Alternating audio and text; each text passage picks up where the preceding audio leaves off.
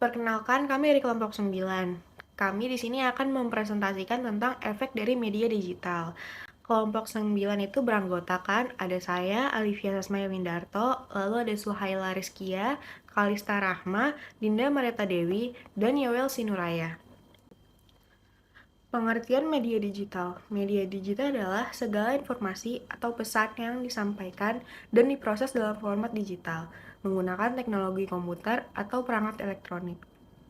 Media ini mencakup berbagai bentuk seperti teks, gambar, audio, video, animasi, dan lainnya yang dapat diakses, disebarkan, dan digunakan melalui perangkat digital seperti komputer, smartphone, tablet, atau perangkat lain yang terhubung ke internet. Media digital ini memiliki fitur-fitur pencarian yang mudah, kemampuan berbagi dengan cepat, dan kemampuan untuk mengintegrasikan berbagai jenis media dalam satu platform. Konsep media digital adalah winner, yaitu 0 dan 1, menggunakan gelombang distrik. Media digital juga telah mengubah cara kita berinteraksi dengan informasi dan konten, memungkinkan akses yang lebih cepat, komunikasi global, dan kustomisasi yang lebih besar dalam pengalaman pengguna. Berikut adalah contoh media digital general, yaitu ada website. Website terdiri dari situs berita, blog, situs e-commerce, atau situs web pribadi. Lalu ada sosial media yang terdiri dari Facebook, Twitter, Instagram, dan LinkedIn yang memungkinkan pengguna untuk berinteraksi satu sama lain dan berbagi konten lalu terhubung dengan orang lain. Lalu ada video streaming seperti layanan YouTube, Netflix, Hulu, dan Disney Plus Hotstar yang digunakan untuk menonton video secara online. Lalu ada podcast. Podcast adalah audio digital yang dapat diunduh atau diputar secara streaming, seringkali berfokus pada topik tertentu. Kemudian ada e-book. E-book adalah buku digital yang dapat diunduh dan dibaca di perangkat elektronik, seperti e-reader, tablet, dan komputer. Kemudian ada email. Email adalah media digital untuk komunikasi melalui surat elektronik. Lalu yang terakhir, ada streaming musik seperti layanan Spotify, Joox, dan Apple Music. Ini adalah contoh video animasi yang membahas tentang media digital. Today's technology is transforming the classroom as we know it. Many students can absorb subject matter from a remote environment. They can thrive with a hybrid learning option. Things have changed drastically in the last few years, and the transformation shows no signs of slowing. The four walls of the classroom are no longer seen as necessary for students to absorb information, communicate with classmates, and work together to solve problems. The internet has paved the way for educational transformation and has solved many of the issues faced today as we navigate these challenging times. For instance, sharing school supplies can be a thing of the past. The internet allows you to showcase your digital solutions for notepaper, drawing utensils, and other helpful tools. EdTech companies can use the internet and technology in general to showcase their product as productively and efficiently as possible.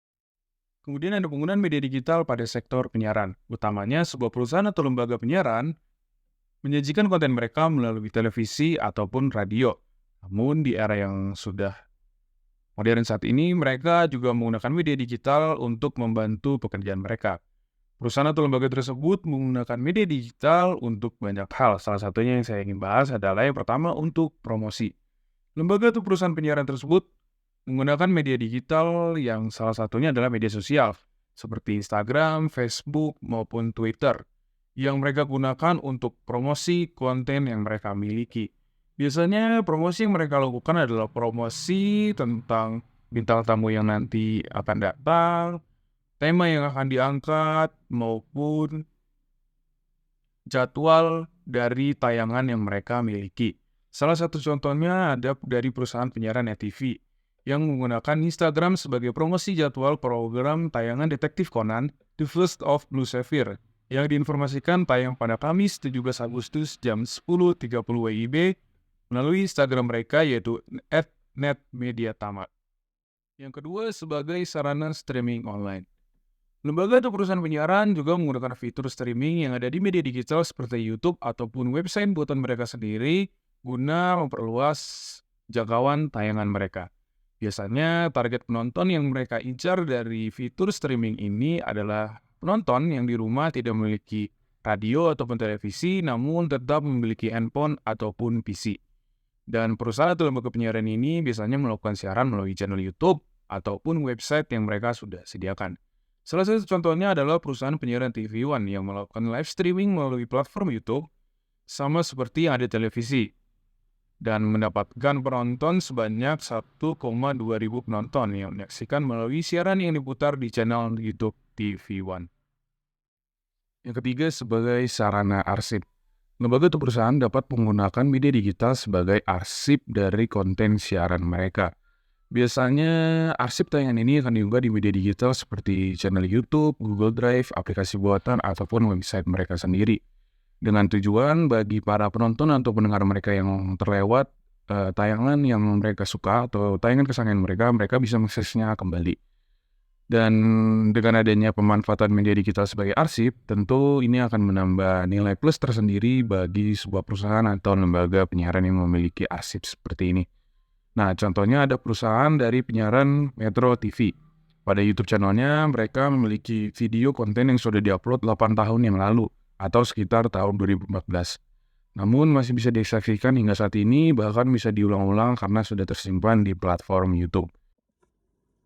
Selanjutnya, saya akan membahas efek positif dari penggunaan media digital.